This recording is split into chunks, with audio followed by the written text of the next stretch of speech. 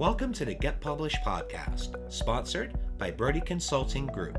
To get more information about our coaching, publishing, executive ghostwriting, and podcast production services, go to getpublishedpodcast.com. Hello, my name is Paul Brodie, and thank you for joining us for another episode of the Get Published podcast, where we help authors get published with a proven system that works. And today we are doing a series of AMA podcasts. So AMA stands for Ask Me Anything. And how this worked was I actually pulled people in my Get Published Facebook group and also on my email list. And I asked them to send me any questions that they have, and I would answer 5 of them during our AMA series this week. So Monday through Friday of this week, they are going to be solo cast episodes where I will be answering questions from our audience. So today, the question I was asked was, what would I do differently?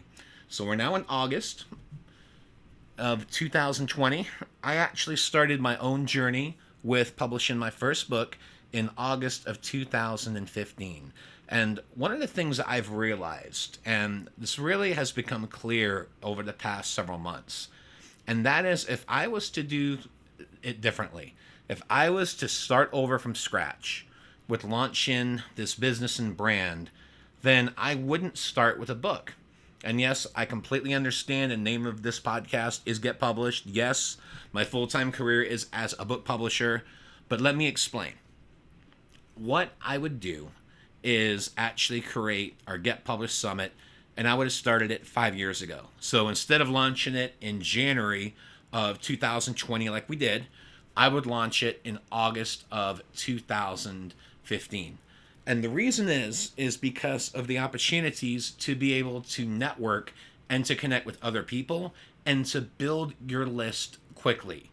Even on an average summit, you can easily increase your audience by 1,000 people, if not more, on your email list, depending on the speakers that you get to actually build that summit. But if I was to start over, I would start with the summit, and then I would actually do one of two things. I would either launch my first book again at that point as the core offer to go with the summit, or what I would do is have the interviews turned into transcripts, edited, and then I would turn that virtual summit into my first book. Now, another way to market that is I could have the speakers also promote the book. So if I was to do one thing differently, I would actually start with a virtual summit, because I've really seen how it is a life-changing experience. I always talk about the 3 pillars of authority, those 3 pillars of influence. I always said the first thing is your book, the second thing is your podcast, and the third thing is your virtual summit. But if I could just start from scratch, I would start with the summit, then the book, and then the podcast, because all these different pieces are building your platform. But the other thing is it gives you opportunities to engage with other people that are in your field. I've got to meet Derek Depker, Alenka Rukoska, Ray Brem, who's actually my business partner right now in terms of our virtual summit business. And I'll explain that too. One thing that's changed for us business-wise, and it really hasn't been a pivot, it's just been more of an extension. And what's happened is Ray and I have teamed together to offer basically what I refer to as the virtual summit system. And we're actually helping people with their summits and with basically doing it for them, where they do the interviews and we take care of the rest. Now, I mention that because as this extension of our publishing business, it has completely blown up. I mean, it's insane. I mean, we've actually done $50,000 in new business just over the past 2 weeks. And I don't say that as a brag. Wasn't expecting it. What happened was we were doing live webinars. We've done live webinars for Alenka, for Derek Depker. We did one for Ray's List. We're actually doing one for my audience this Thursday, to my list, and also to our Facebook group. So we've basically been doing these live webinars every Thursday and just showing people how they can essentially do their own virtual summit.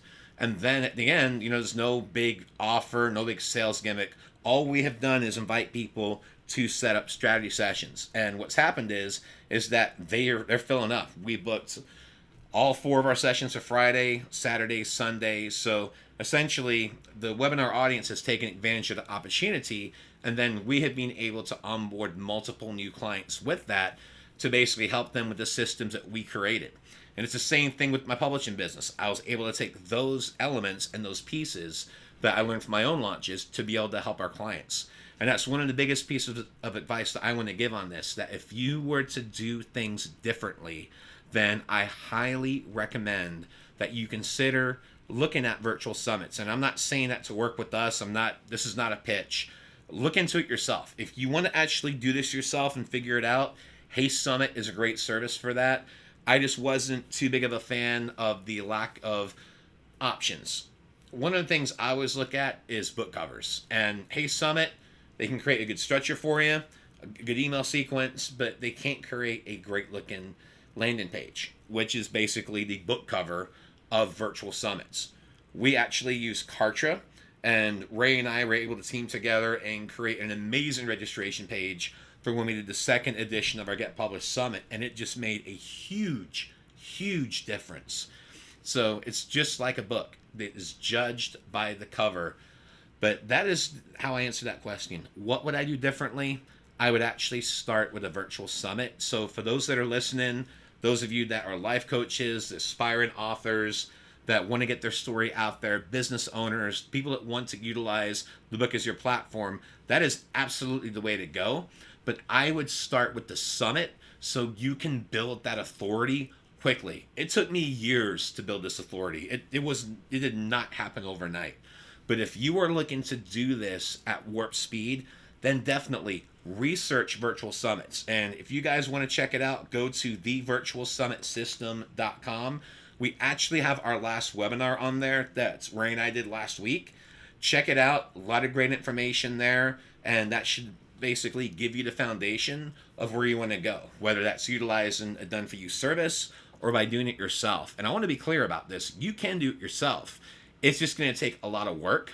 So do your research, check it out. But what I would do differently is start with the virtual summit first and then do the book, either through utilizing those interviews, turning that into a book, or by having your core offer at the end of the summit, what you are promoting, you could actually utilize your book for that and drive a lot of traffic to that.